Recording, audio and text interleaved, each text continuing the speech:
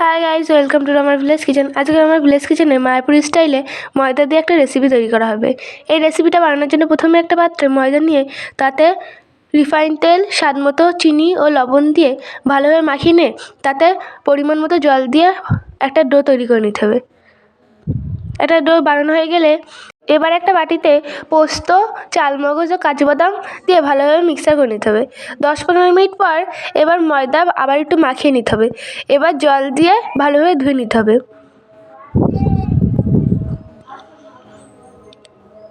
জল দিয়ে ভালোভাবে ধুয়ে নেওয়ার পর যখন এই রকম হয়ে আসবে তখন তার থেকে এরকম ছোটো ছোটো টুকরো করে নিতে হবে। এবার একটা কড়াইতে রিফাইন তেল দিয়ে তেল গরম করে নিয়ে ময়দার টুকরোগুলো দিয়ে ভালোভাবে ভেজে নিতে হবে।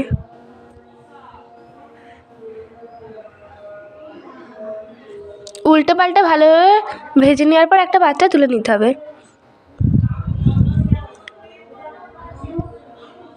এইভাবে প্রত্যেকটা তৈরি করে নিতে হবে।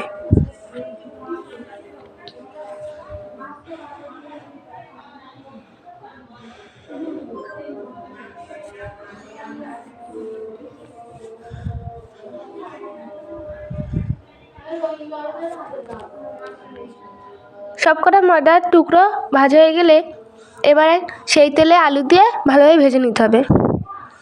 আলু ভাজা হয়ে গেলে একটা পাত্রে তুলে নিতে হবে। এবার একটা কড়াইতে সর্ষের তেল দিয়ে তেল গরম করে নিয়ে তাতে জিরে ও শুকনো লঙ্কা ফোড়ন দিয়ে টমেটো কুচি দিয়ে ভালোভাবে ভেজে নিতে হবে। তারপর তাতে আদা বাটা, হলুদ গুঁড়ো দিয়ে ভালোভাবে নাড়াচাড়া করে নিতে হবে।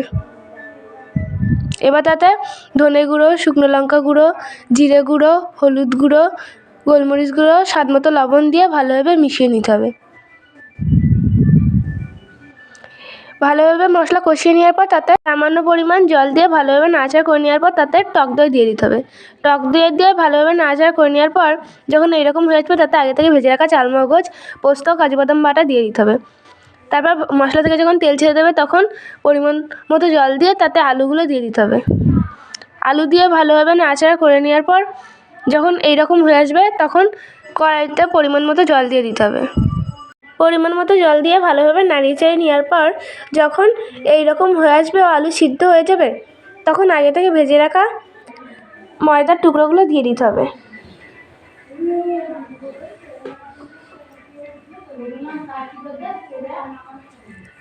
তারপর ভালোভাবে নাড়িয়ে চাড়িয়ে নিতে হবে।